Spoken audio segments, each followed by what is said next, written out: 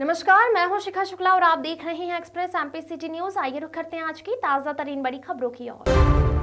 गरियाबंद में सक्रिय 3 नक्सलियों ने आत्मसमर्पण किया है। लंबे समय बाद ऐसा हुआ कि नक्सली हथियार समेत समर्पण किया हो। एडीजी विवेकानंद सिन्हा, आईजी अमरेश मिश्रा और सीआरपीएफ के अफसरों की मौजूदगी में एडीके एरिया कमेटी के डिप्टी कमांडर दिलीप उर्फ संतू ने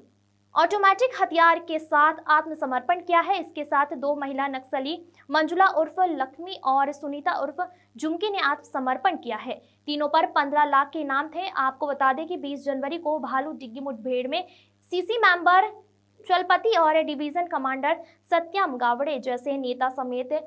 3.25 करोड़ से 16 नक्सली मारे गए थे। इसके बाद जिले में बिखर चुके नक्सलियों में से महिला और एक पुरुष नक्सली ने ऑटोमेटिक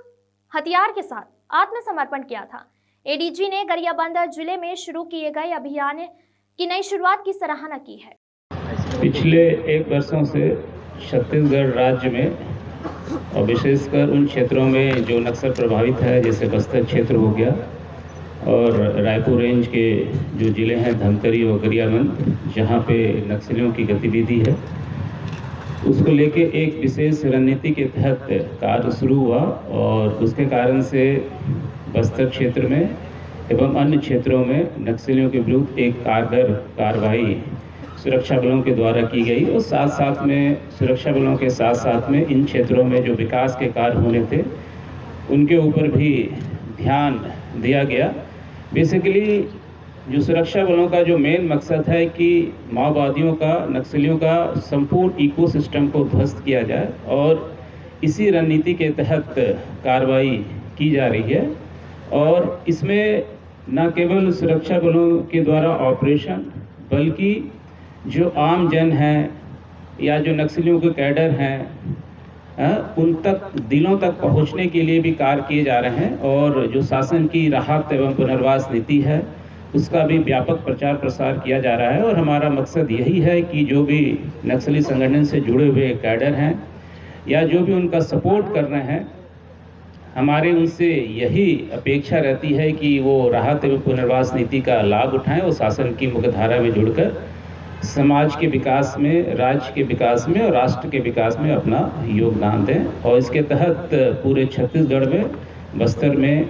और राजनांदगांव रेंज में, रायपुर रेंज में जहाँ जहाँ पे नक्सलियों की गतिविधि है उन क्षेत्रों में लगातार काम कर रहे हैं। और इसी कारण से आपने देखा होगा कि हाल ही के दिनों में यहाँ पे गरियाबंद ज़िले में यहाँ के जो आईजी हैं, रायपुर रेंज के आईजी श्री अमरेश मिश्रा और जो यहाँ के एसपी हैं और यहाँ पे जो सीआरपीएफ का जो बल तैनात है, सभी के समन्वित प्रयास के कारण बहुत एक अच्छी सफलता, जिसको कि एक बहुत बड़ी सफलता, जिसमें कि एक सेंट्रल कमेटी मेंबर भी मारा गया, साथ में अन्य महत्वपूर्ण कैडर मारे गए और बहुत सारे हथियार, गोला बारूद, अन्य सामान बरामद हुए हैं। तो मैं कह सकता हूं कि जो सुरक्षा बलों के द्वारा पिछले 1 वर्षों से अधिक समय में जो रणनीति अपनाई गई है, ऑपरेशन के साथ साथ लोगों को समाज में मुख्य धारा से जुड़ने के लिए, बेसिकली नक्सली कैडर को, उसी का परिणाम है कि आज गरियाबंद जिले में 3 महत्वपूर्ण नक्सलियों ने, जिसमें कि एक एसडीके जो डिविजनल कमेटी है उसका जो डिप्टी कमांडर है, साथ में 2 एरिया कमेटी मेंबर्स जो कि इस क्षेत्र में काफ़ी दिनों से सक्रिय थे और साथ ही साथ जो पिछले दिनों यहाँ पे मुठभेड़ हुई थी उस मुठभेड़ की घटना में भी शामिल थे, उनके द्वारा आज हथियार के साथ, इंसास हथियार के साथ आत्मसमर्पण किया गया। ये यहाँ की पुलिस के लिए, यहाँ के जो पूरे सुरक्षा बल हैं, इनके समन्वित प्रयासों का ये परिणाम है। इसके लिए मैं